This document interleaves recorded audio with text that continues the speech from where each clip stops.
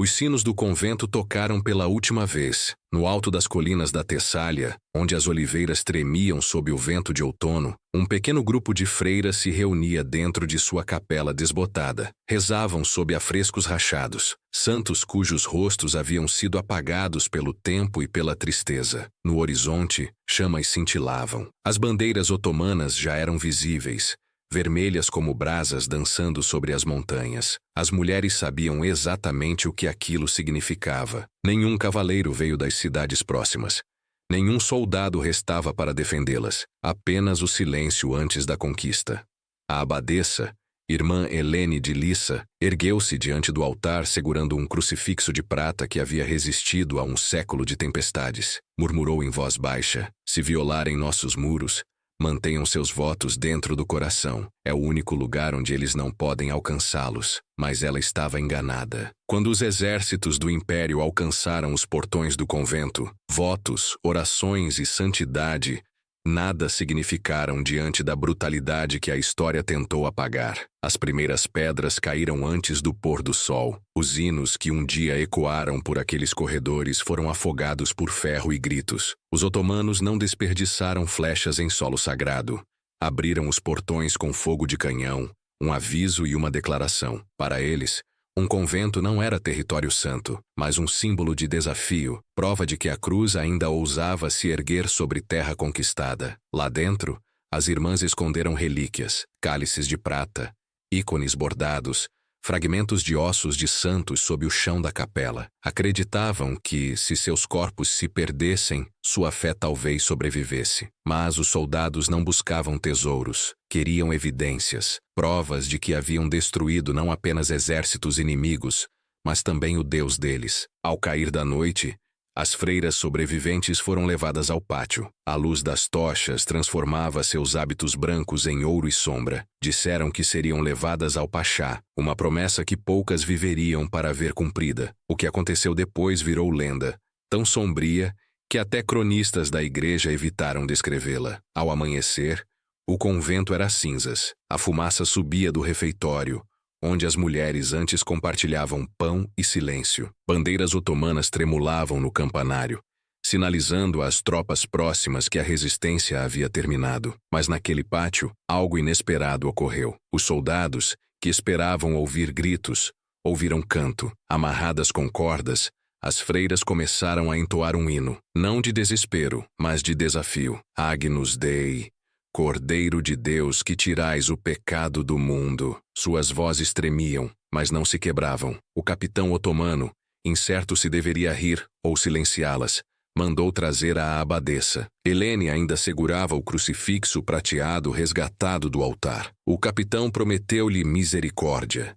Se ela renegasse seu Deus e aceitasse a fé do conquistador, suas irmãs viveriam. A resposta dela selou seu destino. Já entreguei minha vida. O que mais pode me tirar? O capitão hesitou, talvez tocado, e então virou-se, deixando-a aos seus homens. O que veio a seguir nunca foi totalmente registrado. Mesmo os documentos otomanos, que glorificavam a vitória, descrevem o episódio apenas como disciplina para aquelas que recusaram a razão. Anos depois, cartas europeias voltariam a citar seu nome, Helene de Lissa, a freira que não se ajoelhou. Ao meio-dia, os sinos do convento foram derretidos em moedas, e a cruz do telhado enviada ao leste como troféu. Mas logo, entre as aldeias, começaram os rumores. Diziam que quando o vento soprava pelas ruínas à noite, ainda se ouviam vozes femininas, não chorando, mas rezando. A fumaça mal havia desaparecido quando começou a marcha.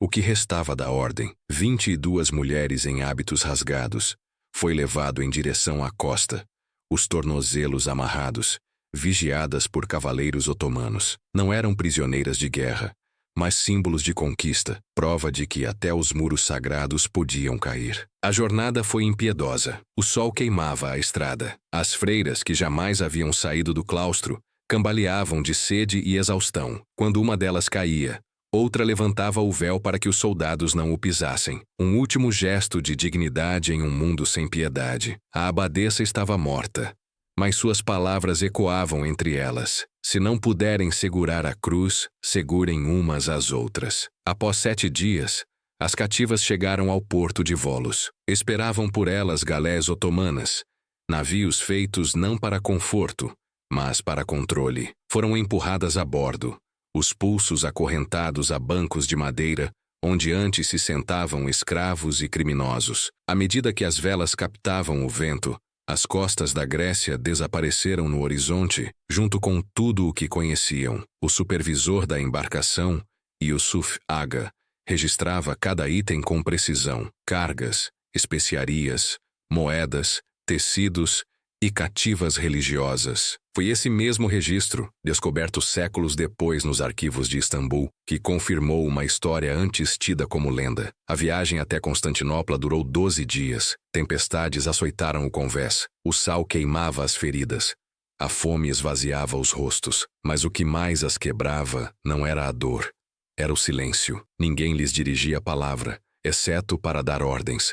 Eram fantasmas entre o céu e o mar. À noite, a mais jovem, Irmã Magdalena, sussurrava salmos sob a respiração. Sua voz era fraca, quase engolida pelas ondas, mas até os prisioneiros acorrentados ao redor, gregos, sérvios e italianos, voltavam a cabeça para ouvir. Por um instante, o mar parecia aquietar-se. Quando o navio finalmente entrou no Bósforo, as freiras viram o contorno de Constantinopla se erguer diante delas, cúpulas e minaretes brilhando como lâminas ao amanhecer. A cidade parecia viva, pulsando poder. Durante séculos fora chamada de a cidade do desejo do mundo. Agora, seria sua prisão. Levadas do cais por ruas estreitas, cercadas de mercadores, soldados e escravos, despertaram curiosidade. Cristãs entre cativos eram raras. Conduzidas além das antigas muralhas de Blachernai, chegaram ao distrito imperial, onde o destino seria selado. À sombra da Hagia Sophia, a antiga catedral da cristandade,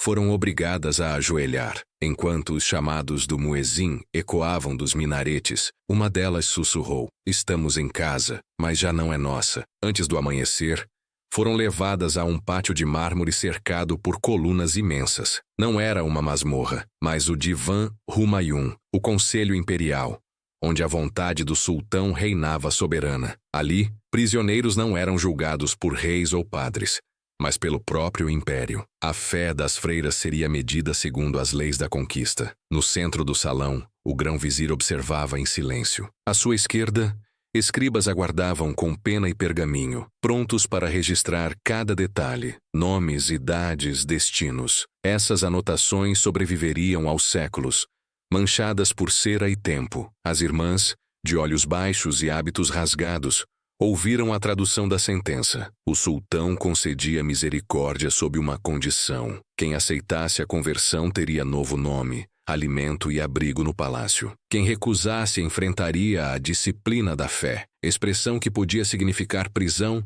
ou desaparecimento. Nenhuma respondeu. Irmã Magdalena tremia. Sabia o que acontecera a outros cativos, gregos, armênios, eslavos, tragados pelo silêncio do império. Antes que os guardas a arrastassem, uma das mais velhas, irmã Damares, deu um passo à frente. Falou ao vizir não como prisioneira, mas como quem já havia visto impérios nascerem e ruírem. Meu senhor, pode nos renomear, mas não pode reescrever as orações que carregamos. O intérprete hesitou antes de traduzir. Quando o fez, o rosto do vizir permaneceu imóvel. Então respondeu, frio: orações morrem quando a língua esquece como pronunciá-las. Com um gesto mandou levá-las para as câmaras inferiores do Palácio Topkapi, onde se guardavam cativos sem classificação. Alguns chamariam aquilo de misericórdia, outros de algo muito pior. Sob os jardins do palácio, havia um labirinto de pedra, selado da luz do sol. Ali foram despidas de seus hábitos e vestidas com trapos ásperos. Agora deveriam servir, limpar pisos, costurar, alimentar fogos para os salões acima. Era um castigo que pretendia quebrá-las, transformar santidade em servidão. Mas os otomanos as subestimaram. Aquelas mulheres já haviam feito votos de silêncio e sacrifício. Fome, frio e solidão não eram novidade. Para elas, o sofrimento não era punição, era devoção viva. Mesmo na escuridão subterrânea, sua disciplina tornou-se armadura. À noite, Rezavam em segredo. Uma riscou uma cruz na parede de argila com a unha. Outra traçou versos no pó sob a cama de palha. Começaram a contar os dias pelo chamado do muezim, não por conversão, mas como um relógio de fé que se recusava a morrer. Logo boatos se espalharam entre os servos. Falava-se das irmãs silenciosas, estrangeiras enterradas sob o palácio que nunca pediam, nunca choravam. Alguns as chamavam de amaldiçoadas, outros de santas. Seu silêncio ecoava pelos túneis, mais alto que qualquer oração. Os meses se arrastaram. Suas mãos feriam-se lavando tecidos, polindo bronze, alimentando fogueiras que aqueciam outros, nunca elas. Seus nomes foram proibidos. Cada mulher recebeu um número. O império acreditava que o tempo e a fome curvariam até a fé mais firme. Então veio a segunda fase, um teste disfarçado de bondade. Primeiro, a gentileza.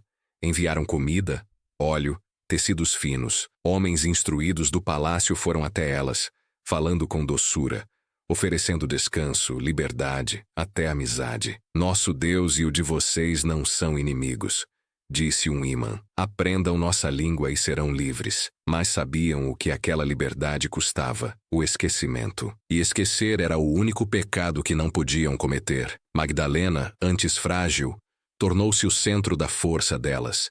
Sussurrava trechos de escritura, fragmentos que mantinham a chama acesa. Mesmo incompletas, as palavras sobreviviam. Quando a persuasão falhou, veio a fome. As tochas se apagaram, as visitas cessaram. Levadas uma a uma, foram forçadas a repetir uma frase de submissão. Quem o fizesse viveria, quem não, desaparecia. Não houve um ato único de crueldade, mas um lento e calculado desmonte da alma. A fé não era arrancada à força, mas erodida pela espera, pela dor e pela pergunta silenciosa. Por que sofrer por um Deus que não responde? Algumas cederam. 2 irmãs de Corfu, gêmeas, murmuraram as palavras, vestiram seda e sumiram para sempre. As que restaram, endureceram. Irmã Damares, outrora destemida diante do vizir, estava pálida, quase etérea. Quando os guardas exigiram seu nome, ela apenas sorriu. Chamem-me de Silêncio.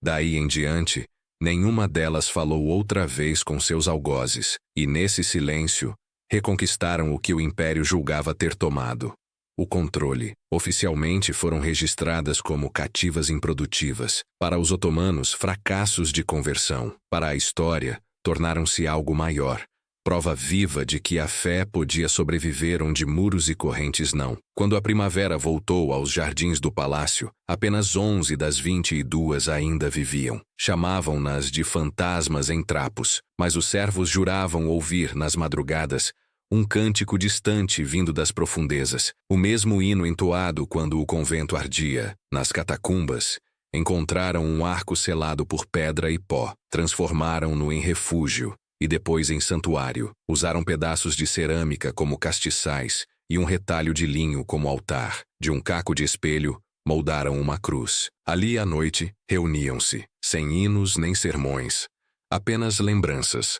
Um sino distante, o cheiro do pão antes do amanhecer, o calor de uma infância esquecida. Essas memórias tornaram-se novos salmos, pequenas oferendas a um Deus que ainda os ouvia na escuridão. Séculos depois, arqueólogos sob as ruínas de Topkapi encontrariam uma pequena câmara com entalhes cristãos, cruz esculpida na pedra, uma inscrição quase apagada: Lux in tenebris lucet, a luz brilha nas trevas. A descoberta mudou tudo. Provou que as freiras não desapareceram, deixaram uma marca, uma revolta silenciosa gravada em pedra. Nos registros do palácio de 1482, havia um espaço em branco, 21 linhas vazias onde deveriam estar nomes. Lia-se apenas: inaptas para serviço, eliminadas, sem data, sem sepultura. Assim a história tentou apagá-las, não com fogo, mas com silêncio. Mas o silêncio, por si só, tornou-se prova. Apenas o que envergonha é escondido com tanto zelo.